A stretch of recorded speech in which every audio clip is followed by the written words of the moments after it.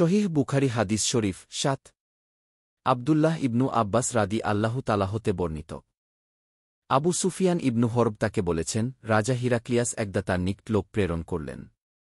তিনি তখন ব্যবসা উপলক্ষে কুরাইশদের কাফেলায় সিরিয়ায় ছিলেন। আল্লাহর রসূল সাল্লাল্লাহু আলাইহি ওয়াসাল্লাম সে সময় আবু সুফিয়ান ও কুরাইশদের সঙ্গে নির্দিষ্ট সময়ের জন্য সন্ধিতে আবদ্ধ ছিলেন। আবু সুফিয়ান তার সাথী সহ হিরাক্লিয়াসের নিকট আসলেন এবং দোভাষীকে ডাকলেন।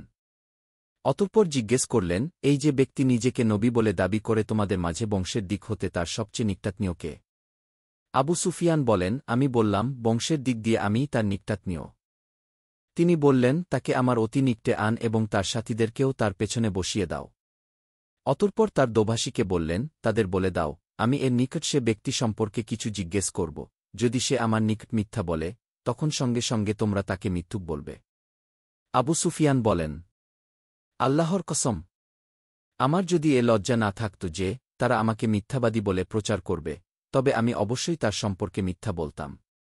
অতঃপর তিনি তার সম্পর্কে আমাকে সর্বপ্রথম যে প্রশ্ন করেন তা হল, বংশমর্যাদার দিক দিয়ে তোমাদের মধ্যে সে কিরূপ? আমি বললাম, তিনি আমাদের মধ্যে খুব সম্ভ্রান্ত বংশের।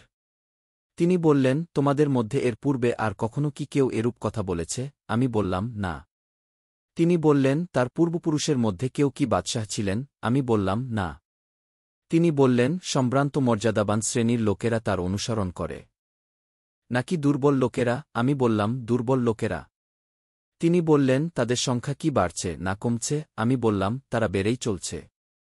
তিনি বললেন, তার ধর্মে ঢুকে কেউ কি অসন্তুষ্ট হয়ে তা ত্যাগ করে? আমি বললাম, না। তিনি বললেন, তার দাবির পূর্বে তোমরা কি কখনো তাকে মিথ্যার অভিযোগে অভিযুক্ত করেছ? আমি বললাম, না। তিনি বললেন, তিনি কি সন্ধি ভঙ্গ করেন? আমি বললাম, না। তবে আমরা তার সঙ্গে একটি নির্দিষ্ট সময়ের সন্ধিতে আবদ্ধ আছি। জানি না এর মধ্যে তিনি কি করবেন। আবু সুফিয়ান বলেন, এ কথাটি ব্যতীত নিজের পক্ষ হতে আর কোনো কথা যোগ করার সুযোগই আমি পাইনি। তিনি বললেন, তোমরা তার সঙ্গে কখনো যুদ্ধ করেছ কি? আমি বললাম, হ্যাঁ। তিনি বললেন, তার সঙ্গে তোমাদের যুদ্ধের পরিণাম কি হয়েছে? আমি বললাম, তার ও আমাদের মধ্যে যুদ্ধের ফলাফল কূপের বালতির ন্যায়।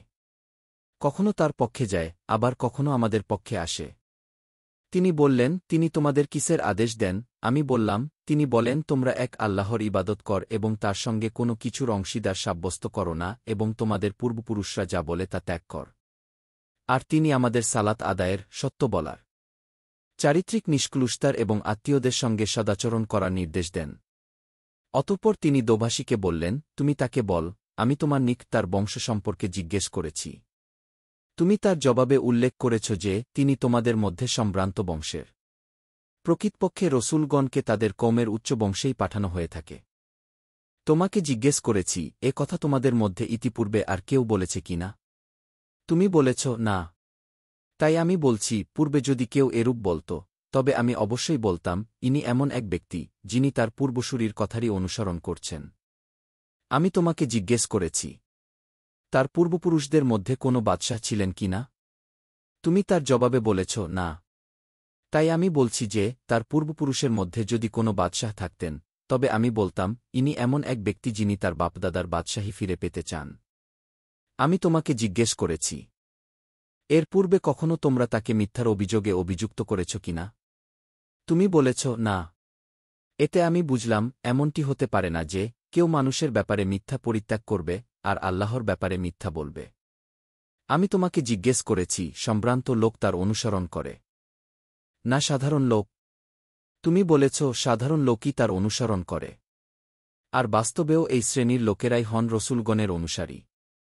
আমি তোমাকে জিজ্ঞেস করেছি, তারা সংখ্যায় বাড়ছে না কমছে? তুমি বলেছ, বাড়ছে। প্রকৃতপক্ষে ঈমানে পূর্ণতা লাভ করা পর্যন্ত এরকমই হয়ে থাকে।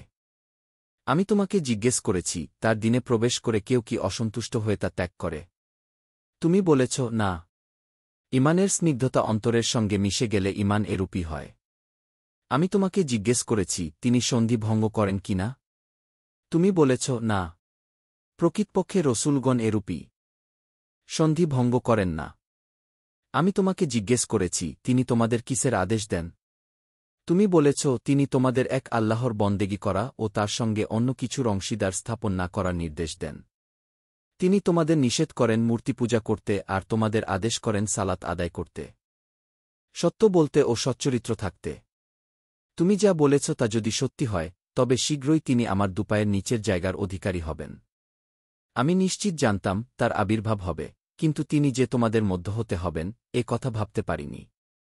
যদি জানতাম আমি তার নিকট পৌঁছতে পারব, তার সঙ্গে সাক্ষাৎ করার জন্য আমি যে কোনো কষ্ট সহ্য করে নিতাম। আর আমি যদি তার নিকট থাকতাম তবে অবশ্যই তার দুখানা পা ধৌত করে দিতাম। অতঃপর তিনি আল্লাহর রসূল সাল্লাল্লাহু আলাইহি ওয়াসাল্লাম এর সেই পত্রখানি আনার নির্দেশ দিলেন, যা তিনি দিহিয়াতুল কালবি রাত কে দিয়ে বসরা শাসকের মাধ্যমে হিরাক্লিয়াসের নিকট প্রেরণ করেছিলেন। তিনি তা পড়লেন। তাতে লেখা ছিল বিসমিল্লাহির রহমানির রহিম, পরম করুণাময় দয়ালু আল্লাহর নামে। আল্লাহর বান্দা ও তার রসূল মুহাম্মদ সাল্লাল্লাহু আলাইহি ওয়াসাল্লাম এর পক্ষ হতে রোম সম্রাট হিরাক্লিয়াসের প্রতি শান্তি বর্ষিত হোক, তার প্রতি যে হিদায়াতের অনুসরণ করে। তারপর আমি আপনাকে ইসলামের দাওয়াত দিচ্ছি। ইসলাম গ্রহণ করুন, শান্তিতে থাকবেন। আল্লাহ আপনাকে দ্বিগুণ প্রতিদান দান করবেন। আর যদি মুখ ফিরিয়ে নেন, তবে সকল প্রজার পাপই আপনার উপর বর্তাবে। হে আহলে কিতাব! এসো সে কথায় যা আমাদের ও তোমাদের মধ্যে এক ও অভিন্ন। তা হল, আমরা যেন আল্লাহ ছাড়া অন্য কারো ইবাদত না করি, কোনো কিছুকেই যেন তার শরীক সাব্যস্ত না করি এবং আমাদের কেউ যেন কাউকে পালনকর্তারূপে গ্রহণ না করে আল্লাহকে ত্যাগ করে। যদি তারা মুখ ফিরিয়ে নেয়, তবে তোমরা বলো, তোমরা সাক্ষী থাক, আমরা তো মুসলিম। আবু সুফিয়ান বলেন, হিরাক্লিয়াস যখন তার বক্তব্য শেষ করলেন এবং পত্র পাঠও শেষ করলেন, তখন সেখানে হট্টগোল শুরু হয়ে গেল, চিৎকার ও হৈহল্লা চরমে পৌঁছল এবং আমাদেরকে বের করে দেয়া হল। আমাদেরকে বের করে দিলে আমি আমার সাথীদের বললাম, আবু কাবসার ছেলের বিষয় তো শক্তিশালী হয়ে উঠেছে, বনু আসফার রোম এর বাদশাহ তাকে ভয় পাচ্ছে। তখন থেকে আমি বিশ্বাস রাখতাম তিনি শীঘ্রই জয়ী হবেন। অবশেষে আল্লাহ তাআলা আমাকে ইসলাম গ্রহণের তাওফিক দান করলেন। ইবনু নাতুর ছিলেন জেরুজালেমের শাসনকর্তা এবং হিরাক্লিয়াসের বন্ধু ও সিরিয়ার খ্রিস্টানদের পাদ্রী। তিনি বলেন, হিরাক্লিয়াস যখন জেরুজালেম আসেন, তখন একদা তাকে অত্যন্ত মলিন দেখাচ্ছিল। তার একজন বিশিষ্ট সহচর বলল, আমরা আপনার চেহারা আজ এত মলিন দেখছি। ইবনু নাতুর বলেন, হিরাক্লিয়াস ছিলেন জ্যোতির্বিদ, জ্যোতির্বিদ্যায় তার দক্ষতা ছিল। তারা জিজ্ঞেস করলে তিনি তাদের বললেন, আজ রাতে আমি তারকারাজির দিকে তাকিয়ে দেখতে পেলাম, খতনাকারীদের বাদশাহ আবির্ভূত হয়েছেন।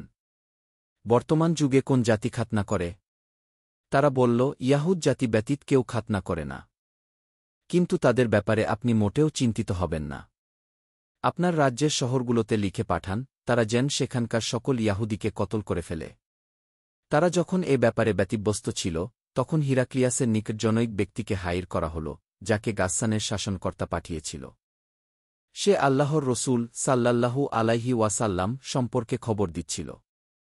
হিরাক্লিয়াস তার কাছ থেকে খবর জেনে নিয়ে বললেন, তোমরা একে নিয়ে গিয়ে দেখ, তার খাতনা হয়েছে কিনা। তারা তাকে নিয়ে গিয়ে দেখে এসে সংবাদ দিল, তার খতনা হয়েছে। হিরাক্লিয়াস তাকে আরবদের সম্পর্কে জিজ্ঞেস করলে সে জবাব দিল, তারা খাতনা করে। অতঃপর হিরাক্লিয়াস তাদের বললেন, ইনি আল্লাহর রসূল সাল্লাল্লাহু আলাইহি ওয়াসাল্লাম এ উম্মতের বাদশাহ। তিনি আবির্ভূত হয়েছেন। অতঃপর হিরাক্লিয়াস রোমে তার বন্ধুর নিকট লিখলেন। তিনি জ্ঞানে তার সমকক্ষ ছিলেন। পরে হিরাক্লিয়াস হিমস চলে গেলেন। তারপর হিরাক্লিয়াস তার হিমসের প্রাসাদে রোমের নেতৃস্থানীয় ব্যক্তিদের ডাকলেন এবং প্রাসাদের সকল দরজা বন্ধ করার আদেশ দিলে দরজা বন্ধ করা হল। অতঃপর তিনি সম্মুখে এসে বললেন, হে রোমের অধিবাসী! তোমরা কি মঙ্গল, হিদায়াত এবং তোমাদের রাষ্ট্রের স্থায়িত্ব চাও? তাহলে এই নবীর বায়াত গ্রহণ কর। এ কথা শুনে তারা বন্য গাধার ন্যায় দ্রুত নিঃশ্বাস ফেলতে ফেলতে দরজার দিকে ছুটল, কিন্তু তারা তা বন্ধ দেখতে পেল। হিরাক্লিয়াস যখন তাদের অনীহা লক্ষ্য করলেন এবং তাদের ঈমান থেকে নিরাশ হয়ে গেলেন, তখন বললেন, ওদের আমার নিকট ফিরিয়ে আন। তিনি বললেন, আমি একটু পূর্বে যে কথা বলেছি তা দিয়ে তোমরা তোমাদের দিনের উপর কতটুকু অটল, কেবল তার পরীক্ষা করছিলাম। এখন তা দেখে নিলাম। একথা শুনে তারা তাকে সাজদাহ করল এবং তার প্রতি সন্তুষ্ট হল। এটাই ছিল হিরাক্লিয়াসের সর্বশেষ অবস্থা। আবু আবদুল্লাহ বুখারী বলেন, সালিহ ইবনু কায়সান ইউনুস ও মামার এ হাদিস জুহরি থেকে রিওয়ায়াত করেছেন। আল কোরআনের সাথে সাথে আমরা সহিহ বুখারী শরীফ এর হাদিস পোস্ট করতে থাকব। যতদিন না পুরো আল কোরআন ও সহিহ বুখারী শরীফ এর হাদিস শেষ না হয়। বাংলা আল কোরআন শরীফ ও বাংলা সহিহ বুখারী শরীফ এর হাদিস জানতে আমাদের সাথে থাকুন। কোরআন ও হাদিসের সাথে থাকুন।